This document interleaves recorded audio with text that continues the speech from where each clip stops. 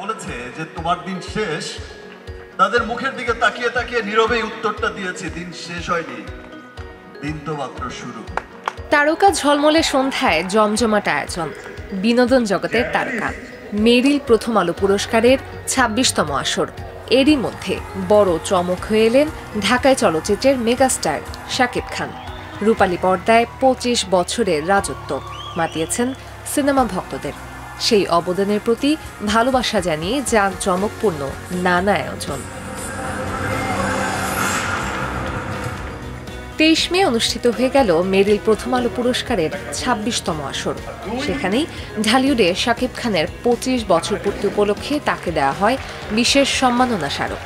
এরপর তার আবেগী কণ্ঠে উঠে আসে দীর্ঘ পথ চলার গল্প। আমার কাছে কিন্তু সবসময় মনে হয় যে সেই তো এলাম, ইন্টার ফার্স্ট ইয়ারে পড়ি, মাত্র ভর্তি হয়েছি, দেখতে শুনতে হয়তো একটু ভালোই ছিলাম, একটা সিনেমার অফার পেলাম, বললো ৩ মাস সময় লাগবে, ৩ মাসে সিনেমা শেষ হয়ে যাবে। ৩ মাসের জন্য বাড়ি থেকে এলাম, আর ফিরে যাওয়া হলো। ২৫ বছর পার হয়ে এ পথ চলায় চলচ্চিত্রের ভাঙা গড়া, জীবনের নানা রং প্রত্যক্ষ করা, এসব বিষয়ে কথা বলেছেন।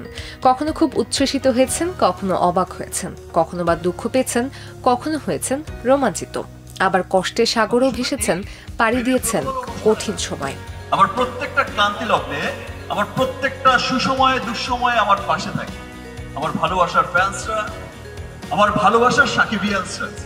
এবং সেই স্বপ্ন আপনারা দেখছেন যে এখন সার্থক হয়েছে। সে এখন সবাই দেশ বিদেশে কিন্তু গর্ব করে বলে যে এটা আমাদের চলচ্চিত্র, এটা হচ্ছে আমাদের শাকিব খান। ২০২৩ সালে হিমেল আশরাফ পরিচালিত প্রিয়তমা সিনেমা নিয়ে কথা বলেন ঢালিউড মেগাস্টার।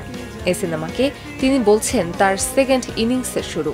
প্রিয়তমা তার অভিনীত প্রথম চলচ্চিত্র, যা দেশের গণ্ডি পেরিয়ে পেয়েছে এত সফলতা। কথা বলেন বরবাদ সিনেমা নিয়েও। এটি মুক্তির পর দেশের কয়েকটি প্রেক্ষাগৃহে মিড নাইট শো চলেছে, যা তার ক্যারিয়ারে প্রথমবারের মতো ঘটেছে।